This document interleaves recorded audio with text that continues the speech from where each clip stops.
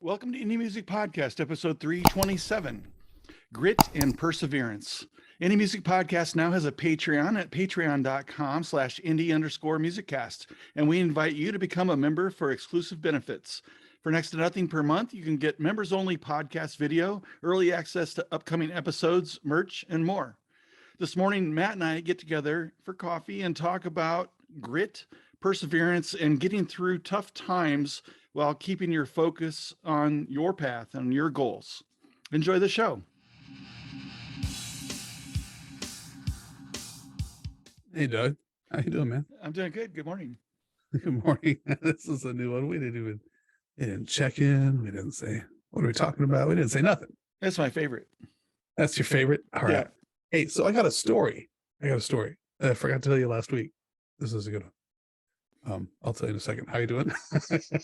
Doing good. All right. And you? It must be chilly there.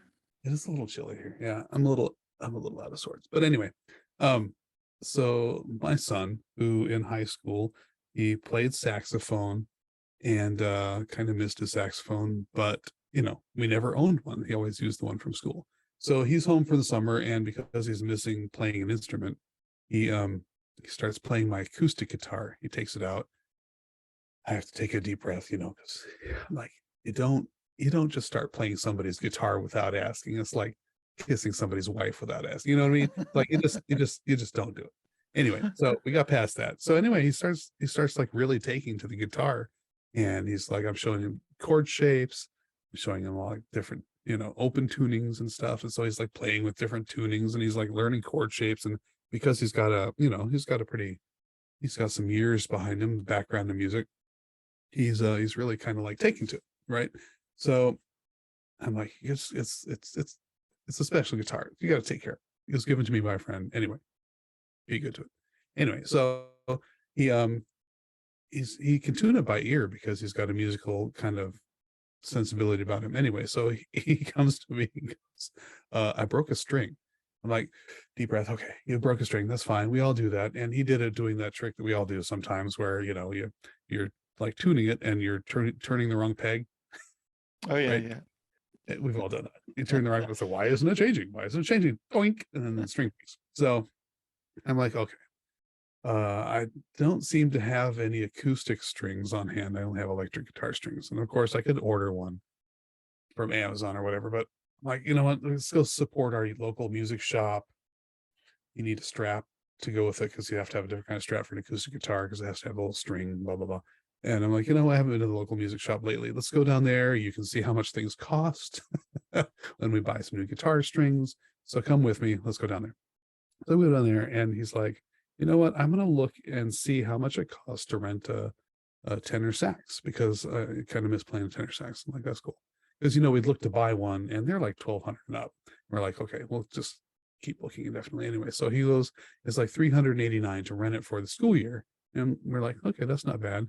And so I'm looking at the guitar strings, and then the girl kind of goes, or we have one that we're selling. Let me just go get it. And she goes in the bag, comes out with, if you don't want to, rent one for $389, we're selling this one for $400.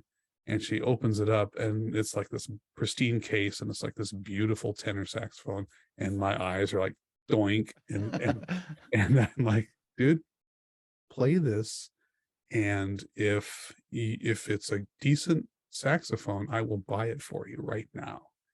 And he played it, and it sounded good, and it was in really good shape. And it wasn't a professional Yamaha that we were shopping for, but it was a really solid student tenor sax, and I bought it. And the funny part of it is, so now he has a tenor sax, which we've been looking for years, really, since he graduated high school. And if he hadn't picked up my acoustic and broken a string and us go down there to the music shop, we never would have found it.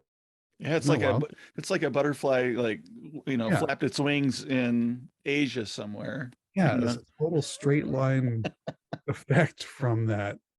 Such a wild thing. Anyway, he's happy as can be playing his tenor sax, and it all came back, and he sounds good. He rocks the saxophone. I gotta tell you. Oh, that's cool. Played on a couple of my songs back when he was doing it in high school. Yeah. Anyway, It's fun fun story. to record horns.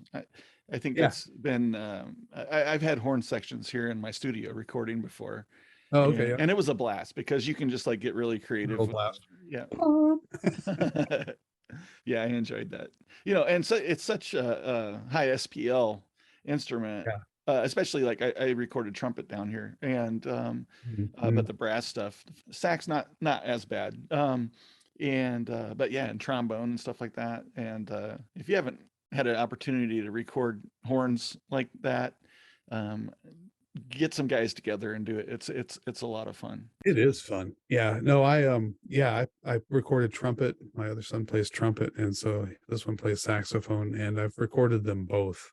And yeah, definitely just basically put a 58 on a on a stand. It didn't even occur to me to try anything else because that's what they always used when they're playing live. I went to bazillion school jazz band concerts and helped set up and break down, and that's all they ever use is 58s and 57s. Yeah. Yeah, high SPL, put it right in the bell. Yeah, I had fun with it. I had a couple small diaphragm condensers about 4 or 5 feet away, Mhm. in a stereo setup, and then I did a dynamic mic, at the horn bells, and then I did a condenser microphone over the shoulder, which was Oh, really okay. cool because we were like, how do you hear it? Because what you're playing is what you hear right here, Yeah, versus we hear something different out here, and right. so I added that, and then also kind of a room mic in the back, and it was fun, and then mixing those together. But the over the shoulder, um, I think is definitely something to consider, for something like horns, definitely something like strings, like violin or something like that, and guitar, I think is really good. And you got to just remember that the artist playing is hearing it from their ear position. Right. You know, that's where everything about them is coming from. So it's interesting to mic, from approximate of their listening, head position. Yeah, I like that idea. If I had had the capability to do more microphones, I would have considered doing a room for sure. Although the room I was recording in was no less than ideal. So I really wanted that close up, full sound, reject everything else kind of sound. But I like that idea of recording over the shoulder, although I do find that they tend to move around a bit when they're playing. Yeah. It's trumpet, not as much. Saxophone, they're kind of dynamic in their own movement. Yeah. Now, one thing I wish I had was like a clip-on condenser mic at the bell, to Mhm. to let them move around more, because when you have a stationary mic with horns, especially, yeah, you're right. Those guys, they like to move, and in different horn positions, Mhm. and things like that, and that changes the dynamics on the microphone, for where they're playing, which may not necessarily be what you want at that point in time when they're hitting a really highly dynamic phrase or something, but move away from the microphone, and it drops instead of comes up, and as there was their intention for that, so. But Yeah. The way that it always worked on stage with these guys was, they all have a music stand in front of them. And so they're all playing over the music stand, like the trumpet guys are playing over the music stand. So they're like looking at the music stand and playing over it, because if they play into it, it's muted. But anytime somebody took a solo, be like they'd stand up to take a solo, and then somebody else who wasn't playing at that minute would come over and move the mic right into their bell, whether it was a trumpet or a second. So they wouldn't have to do it. They yeah, wouldn't think about it. Somebody else would come over, and like if somebody stands up to take the sax solo, it's inevitably the conductor, the teacher would come over and like reposition the microphone right into the bell, yeah, and that's they cool. would play to it. So it's great. So Yeah. speaking of live music, I have my first front of house gig I tonight. was wondering if you were going to do any of those anymore. Yeah. Well, the band that I work with, and I only work with one band. I don't do front of house as a as a business thing. I do it as just kind of a part of being a bandmate with these guys. Oh, okay.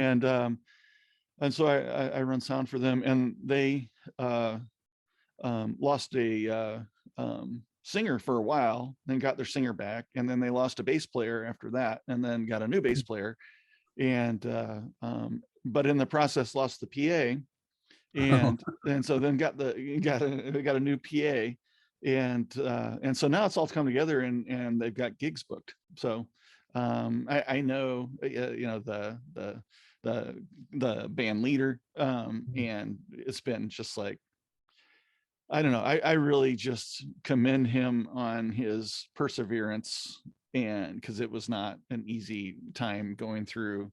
It was like one thing after another, yeah, yeah. kind of thing, where it's like it feels like everything is against you trying to get to where you want to go, Mhm, and mhm. which I think it's really neat, and it's a good example of just keeping on Grit. top of your dream, and staying focused, and pushing through all these outside things that can happen, and sticking to sticking to your dreams on it. And it's pretty cool.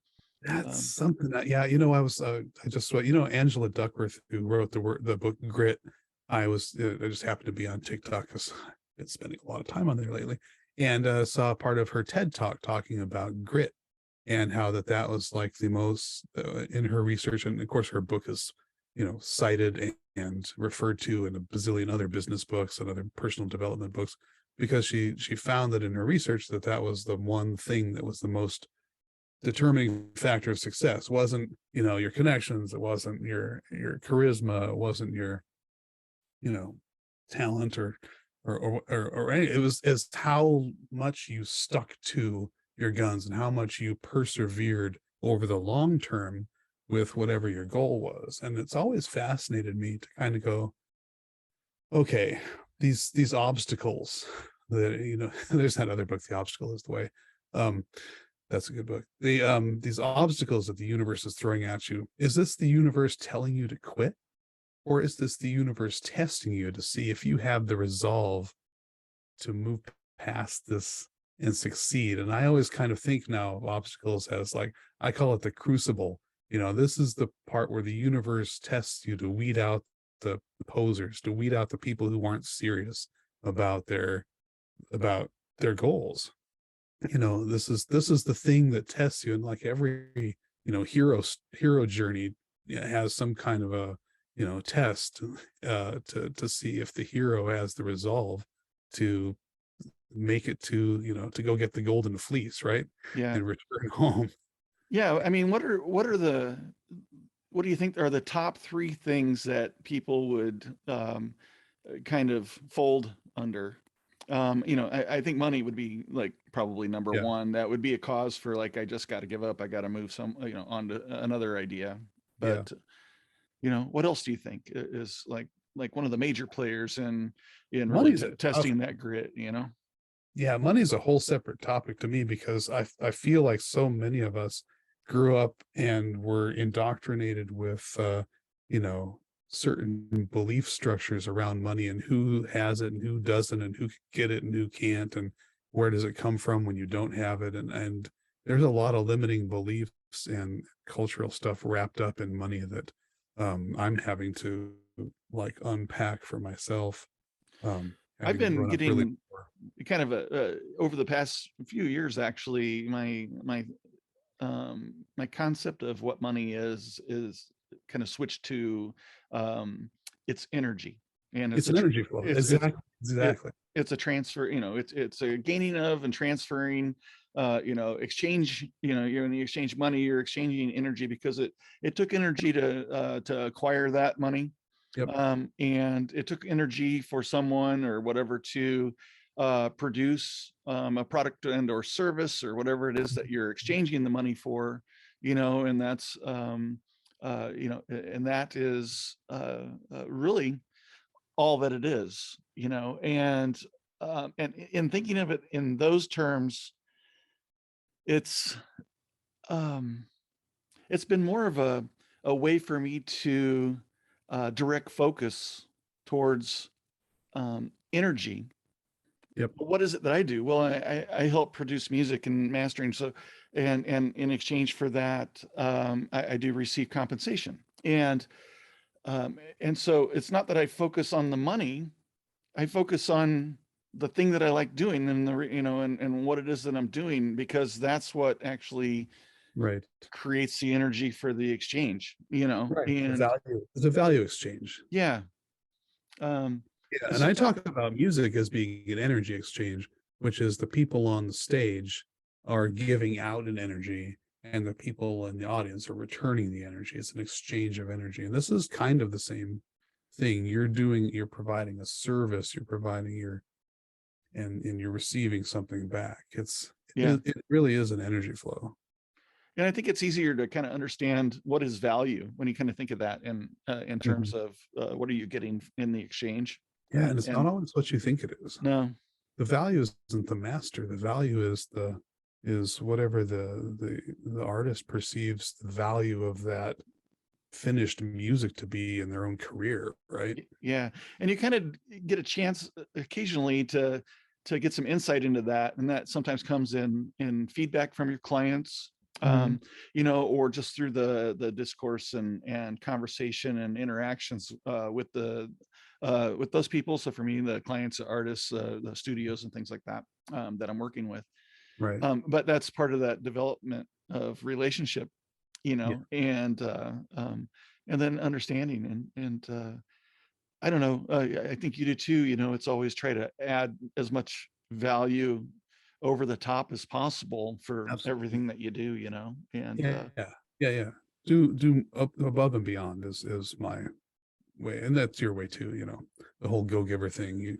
You know, it's not it's not enough to fill in a hole. You have to plant a flower in, is what I like to say. yeah, Um, Back to your question, I think one of the other top three things is self-doubt.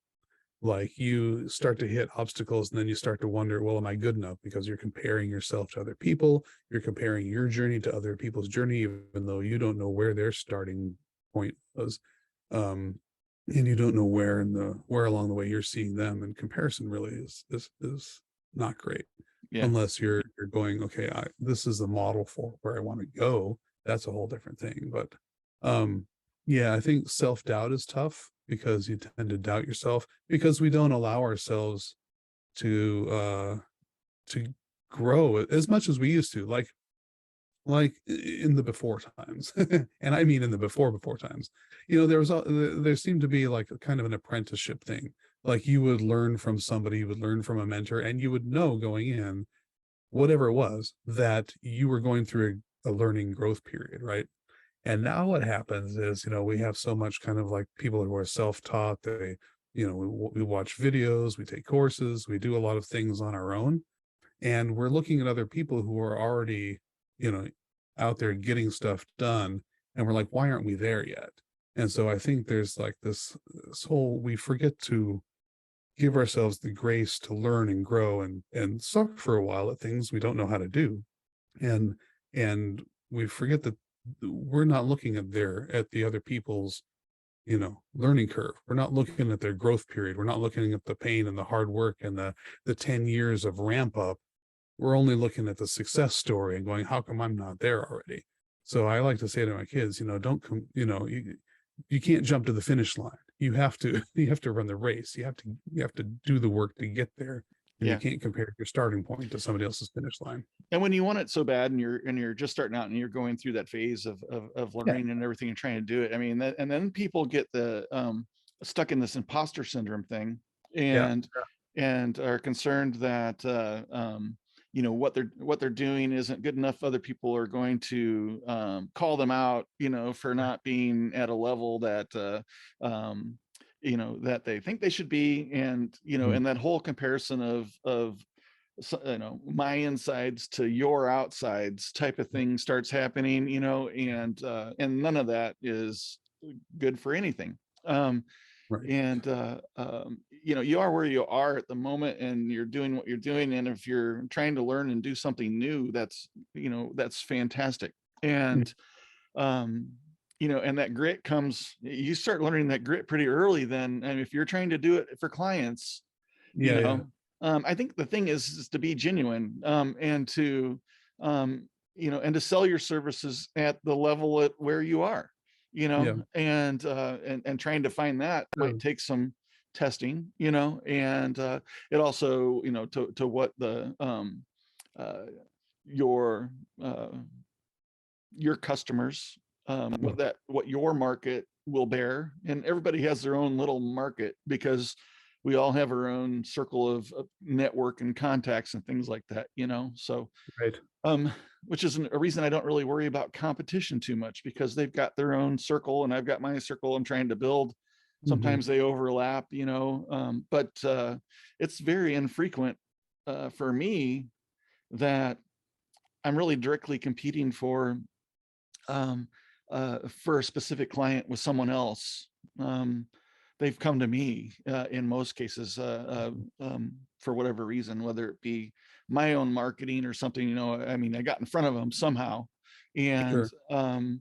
and some, I do hear some horror stories about their working with others, and it would be fun to name some names, but I won't. But sometimes it's really shocking to hear, about a bad experience that someone else Yeah. had, Agree. um, especially when a uh, it's someone that or it's Yeah. or of, or something like that, and um, and I always find that interesting, and I usually don't engage in that. It's more like, oh wow, you know, Yeah. I and don't wanna talk shit about other people, no, but I'm no, thinking but more in terms of the artist journey, like, I'm thinking of, because I don't know, I just happened to be watching listening to some Lady Gaga yesterday, watching some old videos, because somebody had asked me about hooks in songs, and I think she has some of her early stuff has like they're just cram packed with hooks. And anyway, and I was thinking of Lady Gaga when she wasn't Lady Gaga, and she was just some chick in a cafe with a cat with a keyboard, putting in her dues and working out her songs and working out her identity and stuff. And there's that whole behind the scenes part of the artist journey where you're kind of toiling in private, and that goes for artists, that goes for, you know, audio professionals, anybody who's, like you said, they're at a level that they're at until they're not, right? right, So you're playing in a cafe until you develop your artist personality, you develop your songwriting skills, you gain some audience, and 5 years from now you can look back and go, wow, I've come a long way. But in that moment, in that meantime, yeah, you got to keep persevering. You got to know where you're headed and put in the work to get there. And that goes for not just artists, and that goes for everybody pursuing something, whatever you're pursuing. yeah, and I think we get to relive it over and over again. Yeah. Every time you start a new song, you're Mhm. kind of back in that moment where you're Yep. every time you get a new piece of gear that you don't know how to use and you got to get it set up. You know what I'm talking about? Yeah. Yeah, I do, And because I've been dealing with that this week. and it puts you in that position of feeling a little bit of anxiety trying to get it Mhm. together. You got a deadline, you got to get some stuff done, you got your workflow, it's all changing, and Yep. and whatever, but it puts you back in that position that's a little bit uncomfortable, and that's a really good place. I was Um, going to say I like being in that play. I don't want to ever be so comfortable that I just kind of go through the motions no, that's why we and should always not continue to think buy about new gear. it. That's it. That's it. All right, I'm writing that down because we need to. Now I have an excuse. Must buy new gear to stay on top of the the comfortability curve. Okay, well that's two: money and self doubt. What would be the third thing that that is kind of an obstacle or a crucible that you must pass through? Um, Relationships, Relationships. That's a really good one. This no man is an island, right? right? Even though even a successful solo artist has a team. Everybody who does something has a anybody who's successful doesn't succeed on their own. They have a team of people that either they're mentors, whether they know it or not. Like, your mentors could just be people on YouTube that you watch all the time. I consider, um, you know, Warren Hewitt, I consider him a mentor, and he probably doesn't, he would never know who I was if I ran into him in a coffee shop. But stuff like that, like, yeah, no, you just don't succeed on your own. You have a circle around you, whether you know it or not, whether you lean on them or not, whether you explicitly reach out to them for help or not, which you should, because you can't do everything yourself, and you should, right? Right. Right. This would be a boring show if it was only me talking. Or me. I And could with the talk two of about us, look at the success we've had, oh, so much, tens and tens of views.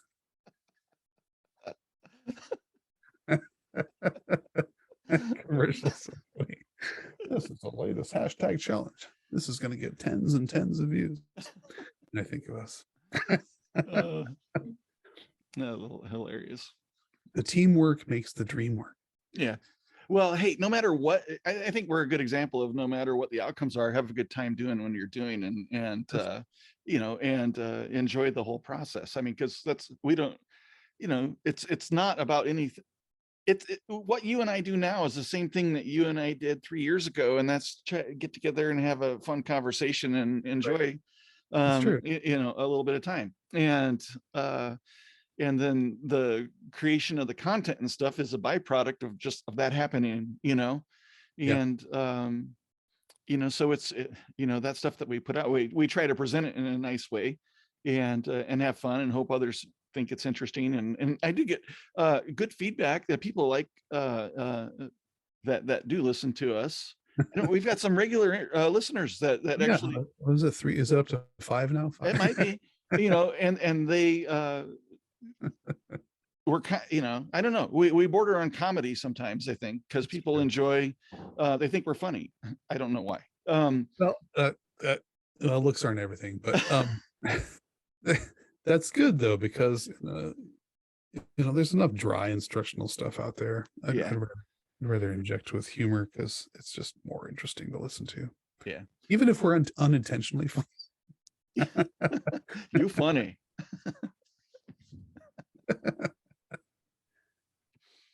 Yeah, relationships, that's a big one, because I think that you have whatever you're doing, wherever you're going, I think you have a built-in plateau if you don't have good relationships with other people inside and outside of your industry. Yeah. Yeah. And it all, it all comes back to continuing to keep focus on where you're trying to go. Mhm. And then, but I think that focus can be like on a highway. It's not always straight all the time, and you just kind of flowing with how the energy's moving, Mhm. and but you're still always heading in that direction, and Yeah. for whatever that end goal is. But and that's so I guess that's the way I kind of think about it, and because things get hard, Mhm. and just try and persevere through it. And I think that that grit, that's a good term for that. Yeah, and those imposts, that goal could change. I've found that very often, when I try to, put something out into the universe that this is what I want, it, it seems like it's very often like that, that kind of trope from cartoons where you ask for something and the genie gives you back very literally what you asked for, and then, oh, well, you didn't specify this thing, and you're like, well, I guess I didn't. Like, you get back what you asked for, but not always in the same way that you thought you wanted. Yeah.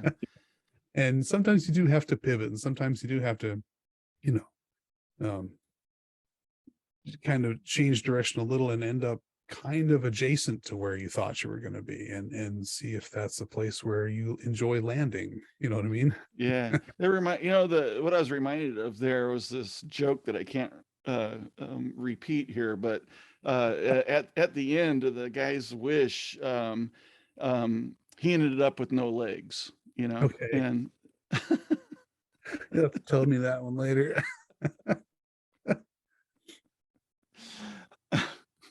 I know you're chuckling, thinking of so, the actual joke.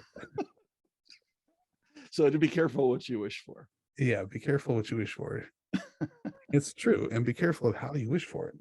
Yeah, many times I've wished for things and realized after the fact that, oh, I did get that wish fulfilled. It just wasn't what I thought it was going to be or how I thought it was going to manifest. Yeah, it manifests in a way that wasn't your expectation, which is cool, and in different ways and different time. Um, so it wasn't all at once. Yeah. It was a little bit over time or whatever. And Or I, worse, I think the you thing, get exactly what you asked for, but you realize when you got it, that wasn't what you wanted at all. but I think we got to think about these things as a marathon, and just really just having the endurance to push through, and just keep, and what's the end? I think, when you can't do it anymore and whatever, reason. For me, I think about that, and that's like, well, that's probably when I lose my hearing, or Mhm. at some point where it just doesn't, not feasible for me to physically be able to do what I love to do anymore at some point, Yeah, I but try not to think about that too much. But you made me think of something just now, which was that I think one of the ways to get from A to B is to not focus too much on the B, not focus too much on the goal, but try to focus on the journey and enjoying it along the way. Because, ultimately, you don't want to stop, right? You don't want to go, okay, I'm at the top of the mountain, I'm done. And then what? Right? yeah. You don't ever want to be like, okay, I achieved this, and now what? I Because it's think that's always I something think that's the after that. beauty of any art form, is that there isn't a end. Yeah. You know what I mean? You don't ever reach a point where there's nothing left to learn or Right. to Right. do, Mm. um and I think that's uh music, is I don't know. Different people are into different types of things and different artistic expressions and things like that. And music happens to be what I'm interested in, in the production of music. And I don't ever, I can't fathom, um, that there's even a possibility of knowing everything, you know. No, I don't think it is possible. No, and it's fun because I can Mm. achieve things in a way that I've learned how to do, and I've experimented, and I just keep kind of growing on that type of stuff, And so the growth part, I guess, um is what I really like about it, Right. And that's kind of my point, which is that you enjoy the learning, you enjoy the struggle, you enjoy the process. The yeah, process is fun. And if it wasn't fun, it's not like you're trying to get to a place, is my point. yeah, You're not suffering through this to get to a place. You're enjoying this journey, whatever that eventual imaginary plateau is, yeah, you because if you're not enjoying it along the way, because theoretically the journey is the point, right? Because if there's no end, if there's no actual point B that you're reaching eventually, then what's the point if you don't enjoy the journey? yeah. This reminds me of a trip that I took out to Boston one time, and drove up through Pennsylvania. Actually, went through the top of Indiana and over into Mhm. Pennsylvania and stuff. And on the route, so we've got this whole journey and we got a destination, but on the route we hit this rest stop in Indiana, and it was like the nastiest place I've ever been, and it stank, and it was like we couldn't wait to get out of there, Yeah. and then we got into Pennsylvania, and our next rest stop, and it was amazing, I mean, it was Mm. sparkling clean Right. and everything. But come to find out that at the last gas stop, I thought that I had left my wallet. And so we Oh. had to go back to Indiana. And um and which wasn't too big of a deal. It was about an hour. Okay, so my bad, and had to drive back an hour. And we got back there, went to the gas station. I'm looking around, and I found my wallet in my back pocket. And I swear to God to this day that I thought that the pants I was wearing had no back pocket. Okay. They were kind of like sweatpants. Okay. So I didn't even consider, I remember looking at my pants, I checked my front pockets, and I was like, well, no back pocket. And so I was faced at that moment with, should I throw the wallet on the ground and go, hey, I got it, or own this, and so I got back in the car and I owned up to it. And then we went and trucking again and made it to our destination that day with a couple extra hours of work to put into it, so anyway, the moral of the story is that sometimes things don't really go the way that you plan, and sometimes it's as a result of your you've done it to yourself, Wow. and then you just kind of keep working for it, but be true to yourself and others, and be authentic, and put in the energy and the work to just keep trying to get where you're going. Yeah, that's a good one. I feel like I've done that exact thing. Like not realizing I had a back pocket. That's the first time I've told anybody that story outside my family. A good story. It is funny how different rest stops are like completely different too. Yeah, and and those rest stops, they represent some of the good times and bad times that you'll go through when you're on your journey, so. Yes.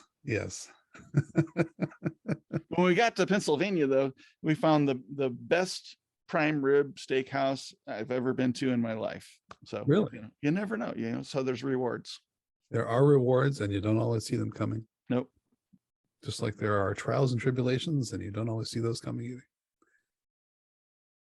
And Well, that's part of what the importance of relationships is, because relationships are what gets you through those spots. Yeah, I'm still married, still have a son that loves me. So, And there are also people that you can celebrate with when you have a win. And if you have a sense of humor, you can laugh along with them when they're making fun of you. So important. Yes. Sense of humor, very important. Well, this turned out to be a really good and very fulfilling talk, Doug. Yeah. Now you need to stop talking because we're almost out of time. Okay. No, I know. That's why I was wrapping up. Don't drag this thing on like me. No plans to do that. Oh, by the way, how's my audio this week? Did I fix that duplication that was coming through? Oh, yeah. I didn't notice it at all. Sounds great. Good. I'm not sure what I changed, but apparently it's fixed. And on that note, I have also verified for 100% positive that the mismatch of my bit rate was was my problem with that kind of gainy distortion thing. So yeah, verified. Okay. I would have never identified that had I not done that. So it's really cool to know what effect that actually has on the audio when recording. Kind of surprising, but good to know. Yeah. All right, everybody. Peace. Have a great week. Thanks, everyone. We appreciate you. Yeah. Thanks for joining us. Cheers, Doug. Bye.